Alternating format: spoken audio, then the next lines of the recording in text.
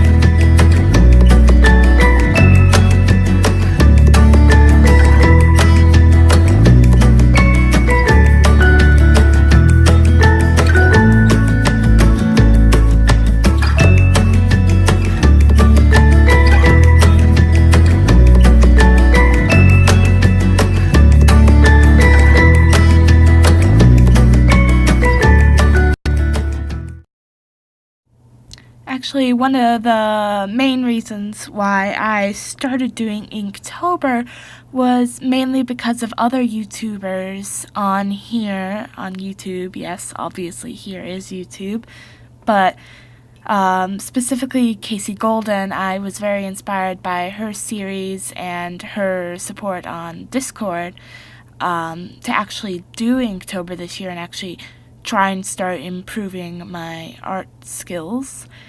And yeah, I would just like to say thanks here in this video, which will probably not even be seen by her, but still it feels good to know that maybe she might see it, maybe not, I don't know.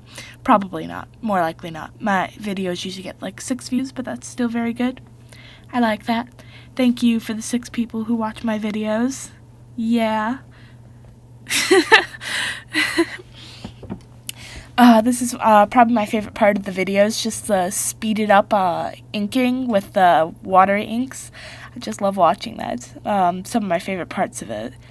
But I also wanted to talk about something, speaking of Discord, was I am in another one specifically just for Inktober, and there's a channel where you're supposed to give out critiques, and there is just so much drama on there. Like, I like to give out critiques on there, even though I'm not very good myself, but, like, I can still see when there's anatomy errors and when there's shading errors, because I know I make those mistakes myself, and I'd like it if someone pointed it out in my work, because you can't really improve if you're sitting there thinking that your art is the best art possible, and that there can be no improvements. So I like to give out critiques because they post it in the critique section, which means they want to have a critique. And a lot of times I notice people get really mad when you actually critique them. Like this one person, I just told them that their background looked a little sloppy because it was a pencil sketch basically, and then there was the fully inked in and detailed character. So the background did not really fit with the character, and it felt very off to me. And I let them know that, but I also complimented them on what they did well. And basically they just went off on me about how I didn't know anything about art and stuff, and just basically just like a lot of anger. And it's like, if you just want compliments on your art, you should just post it in the Inktober art section where people will give compliments basically to your art. But in the critique section, especially when a lot of the people there give very respectful and very in-depth critiques, you shouldn't go off on them. And it's not just me I've seen them go off on, it's a lot of the other normal critiques, and it's not just them that do it. A lot of the people that post their art there, they just get very angry when people try to tell them how they can improve their art, or they give an excuse like, for example, if you say the anatomy is off, they're like, oh well, it's just my style. Yes, in a lot of cartoony styles you can distort the anatomy, but a lot of times that if you don't know proper anatomy first, you can't do stylized because it will look off. You have to learn the rules before you can break them. I'm not saying you have to do completely realistic, photorealistic art in order to be a good artist, but you need to get a grasp on good proportions and decent anatomy. But beyond that tangent, I'm just noticing one of my fatal mistakes here. The little bits of white above the fingertips, I was trying to do like maybe a highlight there, but on camera that looks really jarring and horrible, and I tried desperately to fix that, but it was not very fixable because the white Jelly Roll pen, it is very opaque, and the inks did not mix well with it. So I just kind of had those white peaks over the fingers. Yeah, you can see me right here trying to fix them by putting some ink on top of it. And yeah, it's not working. But oh well. I just want to say thank you so much for watching. All comments and likes are very much appreciated. I want to know what more content you would like to see, and if you like voiceover videos or just plain music background videos. Let me know if you're doing Inktober and what day has been your favorite so far. Okay, thanks.